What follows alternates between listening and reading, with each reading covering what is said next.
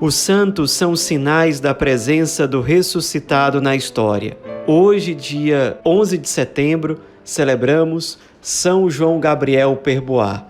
Nosso santo de hoje nasceu no dia 5 de janeiro de 1802, no povoado de Poer, que ficava no território de um município maior chamado Montgesty, na França.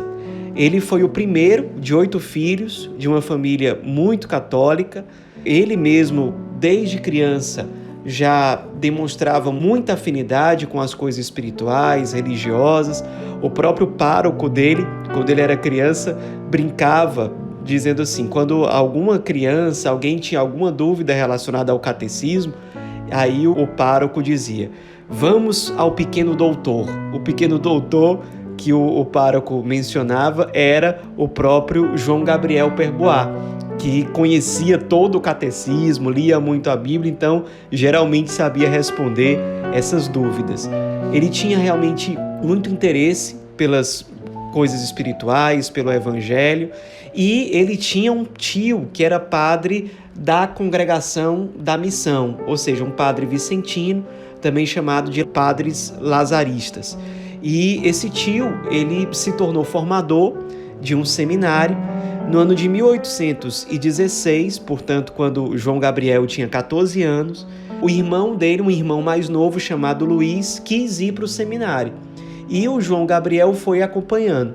Chegou lá, ele se interessou, a ideia era ele só passar um tempo ali, até complementando seus estudos. Terminou o tempo que era previsto para ele estar ali, mas ele se identificou tanto com a vida dos padres lazaristas que ele decidiu continuar no seminário e se tornar um padre vicentino. A família aceitou, depois, inclusive, 2 irmãs se tornaram filhas da caridade, ou seja, irmãs vicentinas também. Uma outra irmã dele chegou a entrar no Carmelo, embora tenha falecido pouco tempo depois. Então, os pais tinham muita abertura para esses chamados para a vida consagrada religiosa. Portanto, João Gabriel não encontrou dificuldade e, de fato, continuou o seu caminho no seminário até o sacerdócio.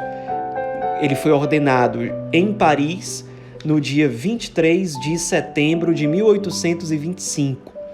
Logo que ele foi ordenado, ele se tornou professor de teologia no próprio seminário, foi diretor de um pensionato que agora a congregação tinha, foi diretor do próprio seminário, mas ele sempre cultivou um desejo muito grande de evangelizar na China, especialmente quando o seu irmão Luiz, que chegou inclusive a se tornar padre lazarista também, seu irmão Luiz foi enviado para a China em missão, mas morreu durante a viagem.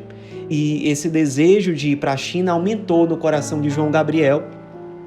Ele pediu aos seus superiores que liberaram para que ele fizesse essa missão 3 anos depois da morte do seu irmão. E ele chega em Macau, na China, no dia 29 de agosto de 1835. E ali, como viver o cristianismo ainda hoje é proibido e na época também era, de forma assim aberta, pública, era vedado, ele teve que se disfarçar, não podia exercer o seu cristianismo de forma muito explícita e pública, mas ele mesmo disfarçado procurava evangelizar.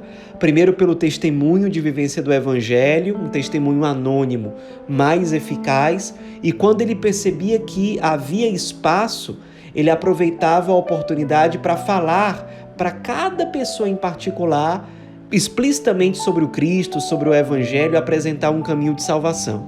E ele passou alguns anos na China exercendo esse ministério perigoso e anônimo, até que um cristão, no meio de uma perseguição aos cristãos que se intensificou na China, ele traiu o padre João Gabriel. Na época, o governo chinês ofereceu dinheiro para quem entregasse um cristão, e esse cristão traiu a sua própria fé, entregando e traindo o padre João Gabriel Perboá. A partir dessa delação, ele foi preso e passou 8 meses sofrendo longas e terríveis torturas. Durante 8 meses ele passou por muito sofrimento mesmo. Ia oferecendo aquelas dores, aquelas dificuldades pela salvação das almas, e certamente ia se lembrando de uma das primeiras frases que ele disse logo ao chegar ao território chinês. Ele falou: "Eis-me aqui, bendito o Senhor que me guiou e trouxe." E ele certamente deve ter lembrado desse firme propósito durante esse tempo em que ele era torturado na prisão chinesa. No fim desses 8 meses de tortura, os chineses o crucificaram e ele foi definitivamente morto, sendo estrangulado com uma corda, mostrando sua fidelidade ao cristianismo, ao Cristo, à Igreja, até o fim.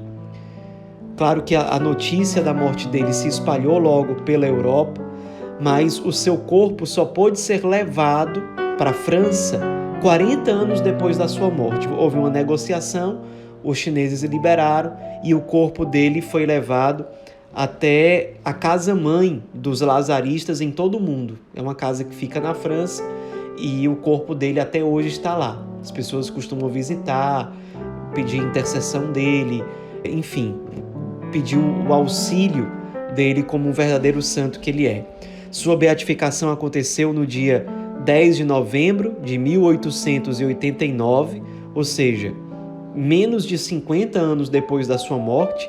Foi uma beatificação rápida, aconteceu por meio do Papa Leão XIII, e a canonização dele aconteceu por intermédio de São João Paulo II, no dia 2 de junho de 1996.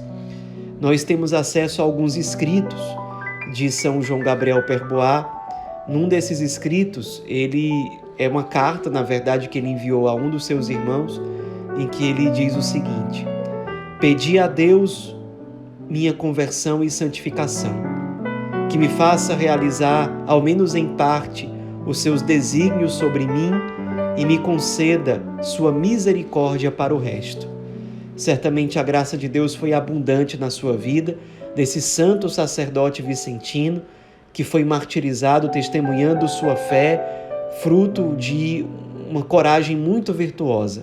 Coragem que o levou a evangelizar num território muito perigoso, onde ele tinha que viver escondido, mas mesmo assim evangelizava, aproveitando todas as ocasiões, e nos ensina a aproveitar cada ocasião da nossa vida para evangelizar.